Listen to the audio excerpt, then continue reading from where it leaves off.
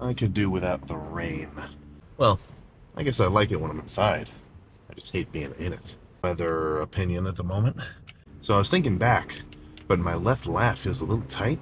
I think maybe I couldn't really tell you what it's from. I think I was probably sleeping in a really weird way. Because it felt good after the last back day. I don't think I did anything to it. I think I just slept funky and maybe cut off some circulation.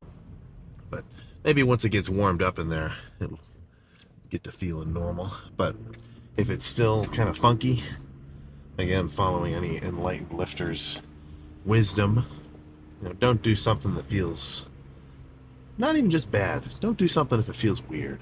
If you feel off. Oh my goodness.